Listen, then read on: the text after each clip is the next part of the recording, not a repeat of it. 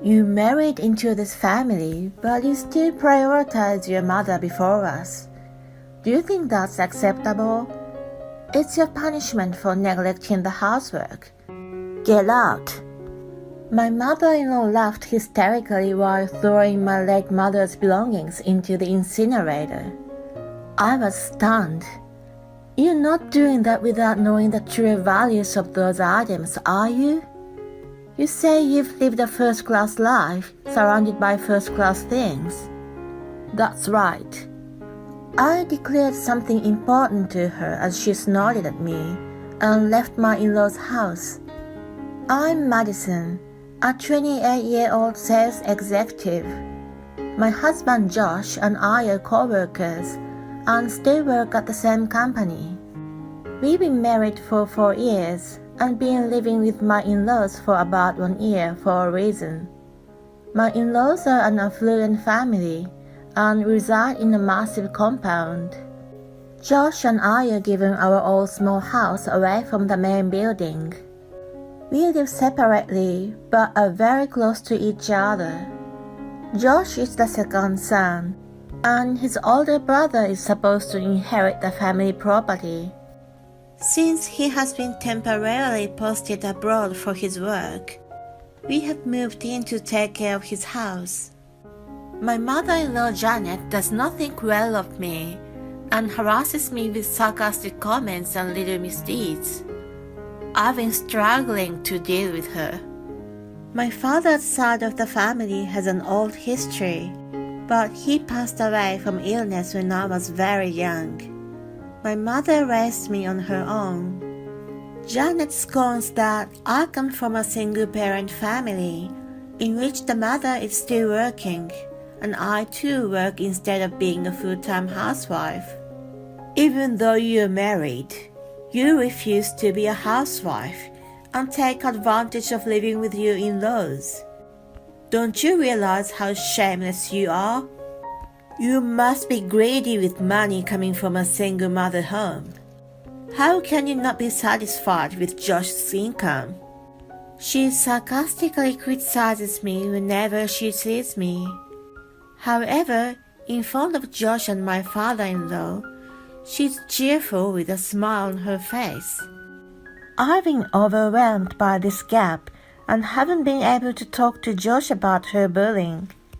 Since I haven't resisted her, she's been increasing her maliciousness toward me.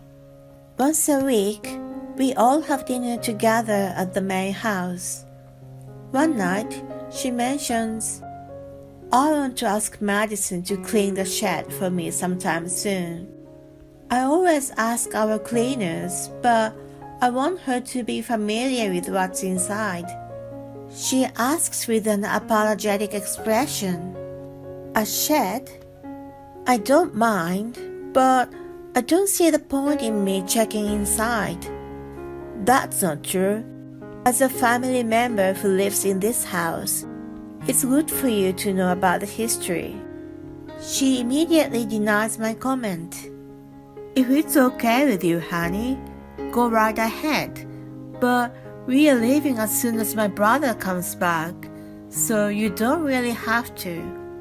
Josh helps me out. I don't have any special plans for my next day off, so if you just want me to clean it up, I'd be happy to do it. I don't think I could go so far as to memorize or figure out what's in there though. I know it would be a bad idea to refuse her, so I decide to go along. On my day off, I follow Janet to the shed. Inside is covered in dust, as if it's never been cleaned, contrary to what she had mentioned. Well, start cleaning. I'm stunned at the state of the shed as she turns to leave. How do you want me to clean it? You're not making me to do it alone, are you? I ask her out of disbelief. Of course, you always neglect your housework using your job as an excuse. You should be doing more on your days off. Just get on with it. She puts on a disgusting smile and shuts the door, leaving me inside. I hear questionable clanking sound. I'll check on you every hour. I'll let you out of here when it's perfectly clean, so get on with it. She yells from outside the door. I rush to open it, but it's already been locked. There's a locker with cleaning supplies and a water pipe on the wall. I have no choice but to start cleaning. My phone is left behind, and there's no clock in the room. I have no idea how long it has been since I started cleaning. I'm becoming fearful of the situation. After all, Janet rarely comes to check on me, despite saying every hour, and shows up randomly. You know, I've been living a first-class life surrounded by first-class things. I understand the value of the items here, but you don't, do you? She comes just to make sarcastic remarks. Well, take this opportunity to get a good sense of the value of all this today. She closes the door again and walks away. I've been cleaning since early morning, and she's finally satisfied in the evening. I'm able to escape from the dingy shed at last. I wasn't even allowed to have lunch. I walk back home feeling lightheaded, and I'm determined to speak to Josh about it. I'm sorry to do this as soon as you're home, but I need to talk to you about something. When I mention it, he senses something. Is this about my mother? I'm surprised, but I start explaining what happened today and how Janet's been treating me. He listens attentively and apologizes to me. I'm really sorry that I didn't realize it before. I know she sometimes looks down on people and harasses them in small ways when she doesn't like something. But this is the first time I hear she's done something to that extent. I'm confused as to why I should believe your every word. I mean, I can't make a clear judgment right away. I haven't said anything about it to you for a long time, and I understand that you don't want to believe anything bad about your mother. I'm not asking you to do something about it right away. I just don't want to be alone with her as much as possible from now on. I'm so exhausted that I don't even wait for his reply and pass out on the bed. The subject has remained open. I try to stay away from the main house as much as possible and don't join the weekly dinner using my work as an excuse. Meanwhile, Janet plays the role of modest mother-in-law. I wonder if Madison doesn't think well of me asking her to clean the shed. I don't want her to be mad at me. Josh's been even more confused about what to make of the difference between what I've told him and what Janet's been saying. She has explained to him about locking me inside the shed as, "I'll never do such a thing," and Madison was so absorbed in her work that she forgot to take lunch. I'm sorry I didn't remind her. I didn't feel comfortable interrupting someone who was concentrating on the work. Then one day, I get a call that my mother has collapsed, and I rush to the hospital. The doctor tells me that she has been suffering from terminal cancer, and that she has asked him not to mention it to me before. I let Josh know that I'm going to stay with her for the remaining days. Shortly thereafter, she passes away slowly and peacefully. Unable to accept the reality, I'm stunned by the sudden departure of my loved one. Your mother won't be at ease unless you give her a proper send-off. I managed to hold myself together thanks to Josh's support. She has left me many vintage designers apparel and antique ceramics, which were her hobbies, as mementos. I take them back to my house and keep them for the time being. Then the disaster happens while I'm sorting out the medical bills and inheritance.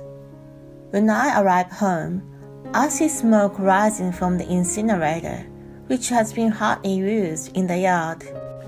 I'm thinking that it's none of my business and don't pay any particular attention at this point.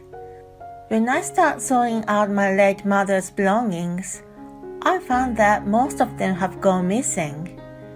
I immediately think about the smoke and rush to the site with a bad feeling. A pile of clothes and ceramics and Janet trying to throw them into the fire come into my view. What in the crazy world are you doing? If you're home, why don't you let me know you're back? What are you doing here today? Why do you have them here? Give them back. You're so vulgar snapping at me. They're not worth much anyway, so I thought I'd help you get rid of them. What on earth are you talking about? You married my son, and you put your mother before him and his family. Do you think that's acceptable? It's your punishment for neglecting the housework. Get out of here. You're not doing that without knowing the true values of those items, are you? You say you've lived a first-class life surrounded by first-class things. Those are worth at least $100,000. I'm going to press charges on you. I declare that much and then gather up the scattered items on the ground. You gotta be kidding me. You can't try to cheat me out of my money. You better leave Josh. Ignoring her ranting and raving, I pack up my belongings and leave my in-laws' house to stay at an apartment where my late mother lived. I go through the items and realize that many are still missing, and the remains have been damaged by being trampled on or mishandled. I immediately called the attorney who assisted me with my late mother's estate and asked him to start the process of property damage charge. I also called Josh and explained what's going on. Your mother burned my mother's mementos and told me to leave the house. So I packed up my belongings and left. I then explained to him everything that has happened. I tell him that I'm going to file a charge against her and that I'll never want anything to do with her in the future. I also mentioned that I would not interfere in any way between him and his mother, but that I would like to divorce him if I have to continue dealing with her. I sent him a video of Janet burning my late mother's belongings and let him hear the voice recording of her rant. Instead of coming to ambiguous conclusion like last time, he is forced to recognize that she has been malicious toward me. Her behavior this time is way out of line, and I reiterate to him that I never ever want anything to do with her. At first, he's still somewhat reluctant to believe what I'm telling him is true, but with the evidence, he's forced to accept it. He sincerely apologizes to me and promises that he will sever all ties with her too. I'm relieved to hear that, and then I again speak to my attorney to calculate the damages. When the calculation is done, I visit my in-laws with the claim. My in-laws have been notified in advance, and both of them are there to greet us. First, my attorney tells them that Janet's action falls under the charge of destruction of property, and the value of damage is more than $100,000. Wait a minute, they're just some clothes and ceramics. There can't be that much money. Janet snickers and denies the amount of money. I'm sure as I've asked an appraiser to confirm the value of each item. Are you telling me that you, who have been living a first-class life surrounded by first-class things, don't recognize the worth of those items? When I snicker back at her, her face turns bright red. Don't try to deceive me. The value of those things goes down as they age. Then my attorney patiently explains that she's indeed correct if things are not well taken care of. However, my late mother's collection falls into a rare and high-demand category. The value has jumped because they've been produced in such small quantity, or the artists have already passed away.